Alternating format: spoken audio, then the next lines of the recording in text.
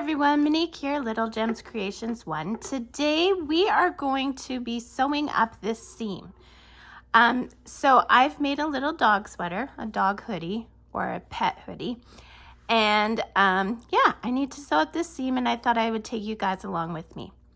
So check the description. I'll have the link to the tutorial for this hoodie. Okay.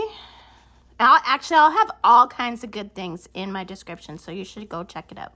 Okay, so first you turn your garment inside out. Now this is a good way to do up a seam, whether on crocheting or on knitting. It doesn't matter. Thread your needle. Now I use a crafting needle, and that means that the point is a little bit sharp. If you want to use a yarn needle, quite often yarn needles are blunt. It just means that it won't go through the yarn as easily. So we're going to do what's called a whip stitch. So I'm going to start, I always put 2 stitches at the start of my seam. And with the whip stitch, you're always starting on one side and finishing on the other, okay? So here we go. We're just going to see how I'm kind of catching each side like that. We're just going to go up the seam. So we have the right sides together and we are doing what is called the whip stitch.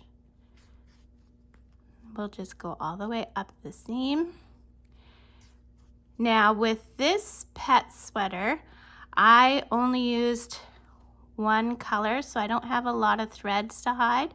So I'm gonna have to make a knot just with the end that I'm using, okay?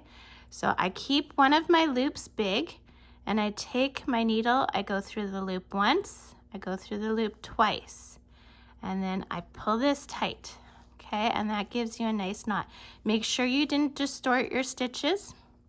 And then we're just gonna take the leftover yarn end and we are just gonna weave it throughout. And what that does, it also hides your knot. Like you'll see when you're doing this that your knot kind of pops in behind the other stitches. And that's what we want, because we don't want the knot rubbing on your pet or on you, because like I said, this can be used on any kind of garment. Then you just use up your yarn end. And I'm doing what's called a back stitch. So you see how my working yarn is coming out here? I go a little bit behind it and then I make it go past. And that also helps anchor that yarn. I'm paranoid about my things coming apart. I sell a lot of my items I make, and that's like one of my biggest fears. So then you get to the end of your yarn end, give it a cut, and that, my friends, is how you do a whip stitch and how you sew up a seam. Thanks for watching. Check out that description, and if you haven't already done it, don't forget to hit the like and subscribe. Talk to you later. Bye now.